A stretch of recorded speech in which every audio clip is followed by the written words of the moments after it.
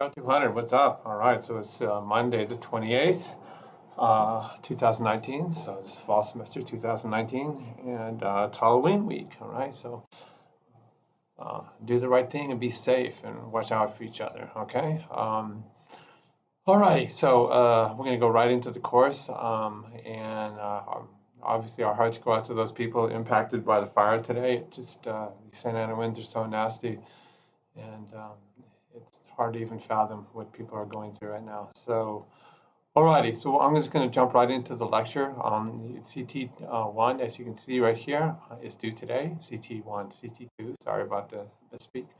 And we again look forward to the assignments that you guys have submitted to reading those, and it's really cool that you guys became health practitioners, became advocates really for somebody who's suffering from some of the health conditions that we've gone over in this class. And it's, it's a real life scenario. You guys are going to go through this. When we talk about 1 out of every 2 people getting cancer in their lives, it's a real thing. And we look at the number one cause of health problems, what we call morbidity in our country, is diabetes, and then all the consequences therein. Diabetes is a risk for cancer, it's a risk for heart disease, it's a risk for Alzheimer's disease. This is the real deal, guys, and you guys will go through this, sadly. Okay, so we're going to go into the weekly assignments. So we're switching gears, and this is right in your wheelhouse now. The last part of the course, as we see here, is really about economics, okay? Economics, financial planning is for our business majors, all right? So we're going to go jump right into this week's lecture right here, okay? And a lot of it is a bit of a review, but it's concise with respect to economics. So you guys have gone through this in the early parts of the course about the consequences of having aging populations, and we heard about things like non-communicable diseases, these chronic diseases of aging, and what a financial drain it can be on you as an individual and as a society. Okay, so I'll go over this real quickly right here, and then this particular article is just an example of what people are going through. And if you don't plan, and we're going to really, force that concept upon you that you need to start planning. But if your parents didn't plan, your grandparents didn't plan, or just members in your community have not planned, then they have to try and be competitive financially to make ends meet, which is really difficult in Southern California, where the cost of living is so significant. Okay? All righty. All right, so this is the article right here, okay? And again, this concept of global population aging, and it was, as they indicate, that it was really brought into sharper focus back in the financial crisis of 2008, okay, when we had our recession. And so the videos that are in your discussion kind of reflect that, okay? So it just gives you perspective, right? So the videos were not made last year, but it does show you how crippling it can be when the finances that you thought you might have don't exist, or the job you thought you might have does no longer exist. Okay, because a lot of people lost their jobs, and the reality is you're just not as competitive when you're older, and your salary is too high potentially when you're older, and so you get released. Okay, so we're looking at again global. Okay, and what can we do to reduce budget deficits? Okay, we're in an all-time high in our country. That's something we're handing off to you guys. We have our budget deficit is the greatest it's ever been. That's what happens when you reduce taxes, okay? And then you still have to pay into things like entitlement programs, okay? Again, stuff that we've talked about already, and we're going into more detail. An entitlement program is Social Security and Medicare, and it's not going away in terms of the cost, okay? Alrighty. So it goes a little bit over the demographics, okay, what to expect, in terms of the millions and millions of people that are going to be in the most vulnerable dependent age groups. That's what this thing is about here. We look at what's driving the imbalance, okay, in terms of population distributions. We can see this right here, 2010. We see not as many old people. Here's the age right here compared to the younger group right here, okay. But you see that it flattens out. It becomes like a column instead of a pyramid. And that's because more and more older people are going to be making up the population in 2050, okay? This is world population. If we were to look at these same pyramids in the United States, we'd say that it's already flattened out. Okay, all right. So that's just my screen going black because I wasn't using it. Okay, so alrighty, so that's what that's all about. The driver of this, okay, we've heard about it. You guys gotta start having children. In fact, that becomes a big part of policy by the government. Is we got to make it easier on you guys to have kids. One, to improve workforce in future generations, and two, to help in terms of caregiving. All right, and that's what that's all about. Okay. Already talked about this, falling mortality. So you talked about issues of mortality, but these are the non-communicable diseases of aging. Okay, so people are living longer, and we're figuring it out. We know how to fix heart disease. You know, we can do multiple bypass surgeries. We can, you know, there's lots of new treatments for cancer. Okay, diabetes. Okay, but in the end, we're still left with many, many old people that then have the other chronic diseases of aging, Alzheimer's, Parkinson's, ALS, and stuff like that. All right, and these are the implications then. Okay, so I want to jump right here into the big implication right here, and that is economics. Okay, so so we're going to see deficits in labor markets. Okay, if you guys don't start making some babies, there's not going to be anybody out there to employ in the companies that you form. Okay.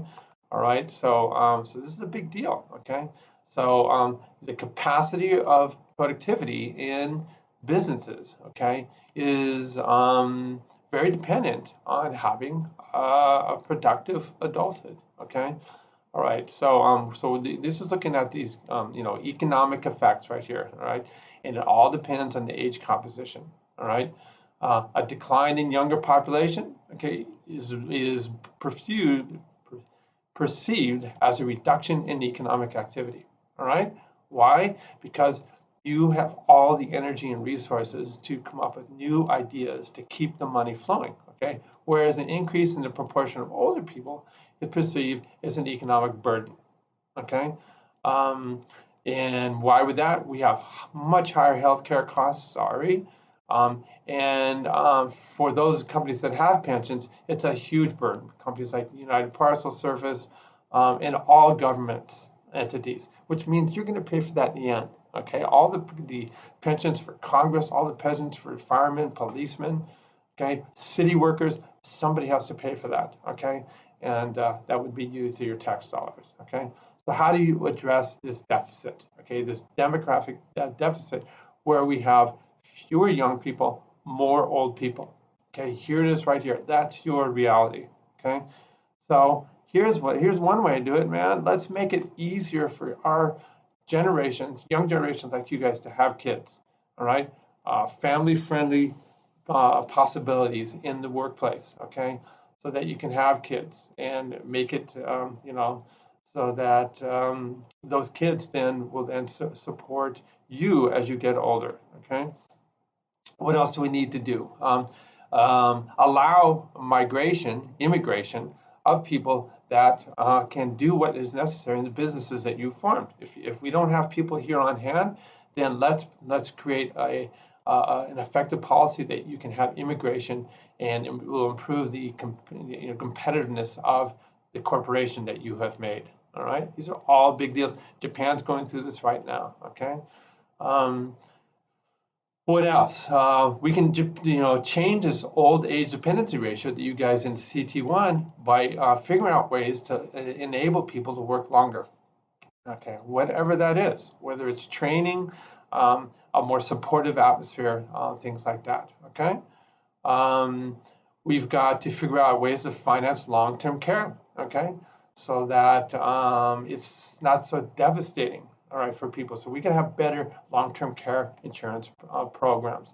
We got to try and reduce healthcare costs. This is a big ticket item in politics. Okay, and we can then look at the disparity. This is looking at we talked about diversity in aging.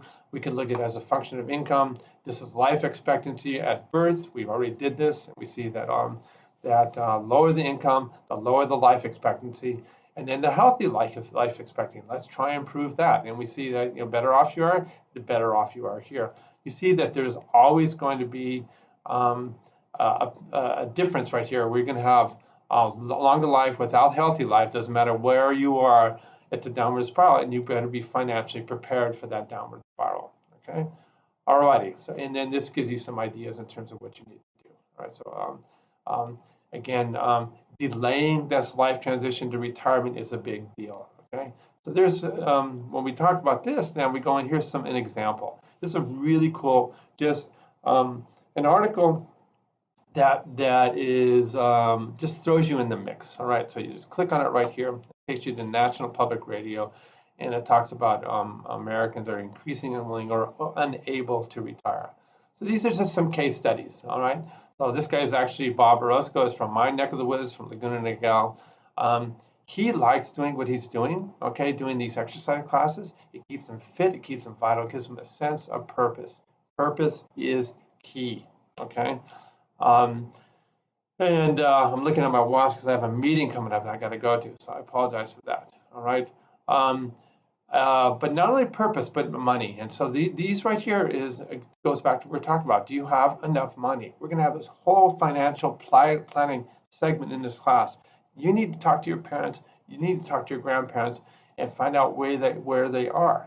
You need to get a job that will give you a 401k. At your age, you need to start investing your money, okay, so that you don't run out. Okay, and we see that the baby boomers median savings is right here. Okay, that's if we take all the baby boomers. Okay, that's not a lot of money. Okay, believe it or not.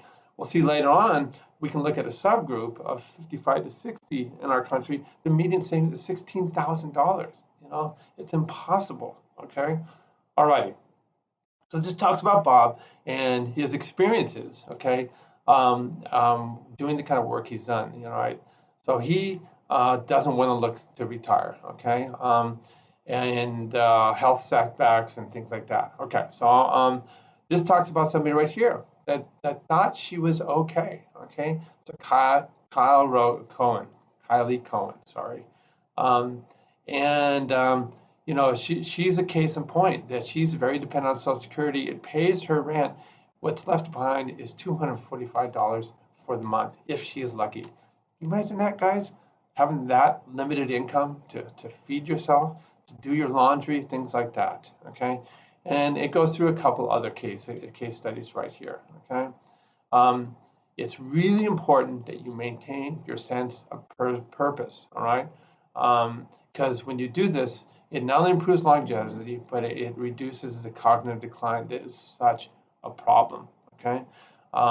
It talks about one way of doing it, not only working, but doing volunteer work right into here. All right, so just have a fun read with that, and that's the point of that.